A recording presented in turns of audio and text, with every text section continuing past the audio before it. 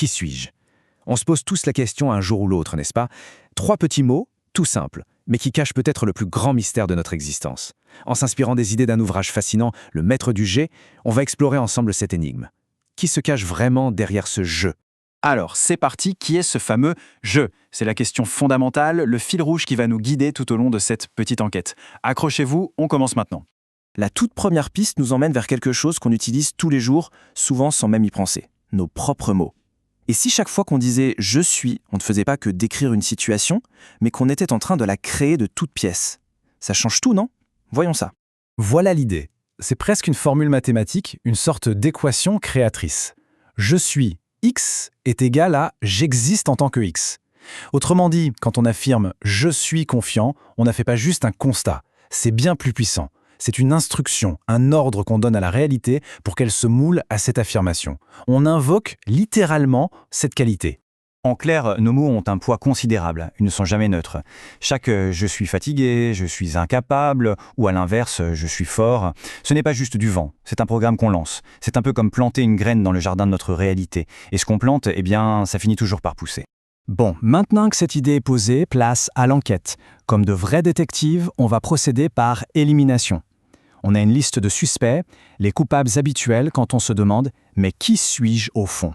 Et on va les examiner un par un. Premier suspect sur la liste, notre identité officielle.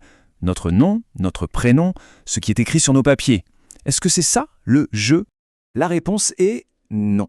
C'est assez évident en fait. On peut changer de nom, de nationalité, de statut social, mais la conscience qui observe tous ces changements, elle, reste exactement la même. L'identité administrative n'est qu'une étiquette temporaire, c'est pratique mais ce n'est pas notre essence. Allez, premier suspect, éliminé. Ok, passons au suspect numéro 2, le plus courant, celui auquel presque tout le monde s'identifie, notre corps. Après tout, on l'habite en permanence. Alors, est-ce que le jeu est notre corps physique?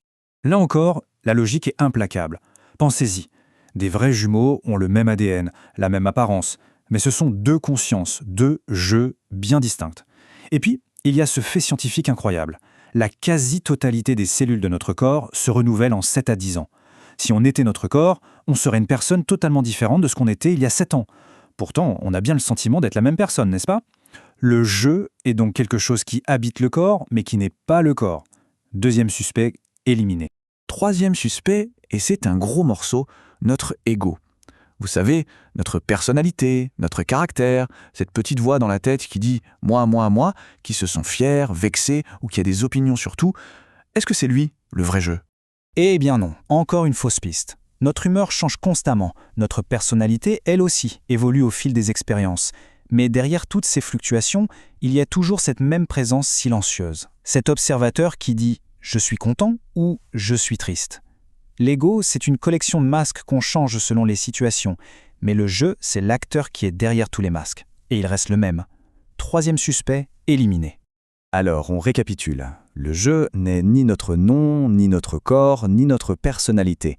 Mais alors, qu'est-ce qu'il reste? Si on enlève toutes ces couches, on trouve quoi au centre? L'enquête arrive à son point culminant. Maintenant qu'on a vu tout ce que le jeu n'est pas, il est temps de découvrir ce qu'il est, vraiment. Et voici la révélation. Si le jeu est immatériel, alors qu'est-ce que c'est? C'est une conscience. Mais pas une petite conscience individuelle limitée à notre personne. Non, une conscience unique, absolue, universelle, qui s'exprime à travers chacun de nous. L'image la plus juste, c'est celle de l'océan et des vagues. L'océan, c'est le grand jeu universel, et chacun de nous, on est une vague. La vague peut se croire séparée, mais sa nature profonde, c'est l'eau de l'océan. Elle est l'océan. Pour bien comprendre cette idée vertigineuse, il faut donc distinguer 2 niveaux d'identité. Le petit « je » avec un J minuscule et le grand JEE avec un J majuscule. D'un côté, on a donc le petit « je ». C'est notre ego, le personnage qu'on joue dans la vie de tous les jours. Il vit dans le monde matériel et se croit complètement séparé du reste. De l'autre côté, il y a le grand « je ». Ça, c'est notre nature véritable, la conscience universelle, l'océan. Elle sait que tout est un. Elle n'est pas juste le personnage de l'histoire. Elle est aussi l'auteur, le metteur en scène, le décor et l'histoire elle-même. Comprendre et ressentir cette différence, ça ne change pas juste un détail, ça change absolument toute la perspective qu'on a sur la vie. Ça provoque un renversement total. On a l'impression que le monde est à l'extérieur et qu'on subit ce qui nous arrive. Mais avec cette nouvelle compréhension, on réalise que tout ce qu'on expérimente, les gens qu'on rencontre, les lieux qu'on visite, les émotions qu'on ressent, tout ça ne se passe pas autour de nous. Ça se passe en nous. C'est une projection de cette grande conscience. Cette célèbre citation résume tout à la perfection. Nous ne sommes pas des êtres humains vivant une expérience spirituelle, nous sommes des êtres spirituels vivant une expérience humaine. Voilà. C'est le passage du petit je au grand GE. On cesse de s'identifier au corps pour se souvenir de notre nature spirituelle. L'analogie la plus puissante pour saisir ça, c'est celle du rêve. La vie est un grand rêve éveillé. Le grand je, c'est le rêveur, la conscience qui imagine tout.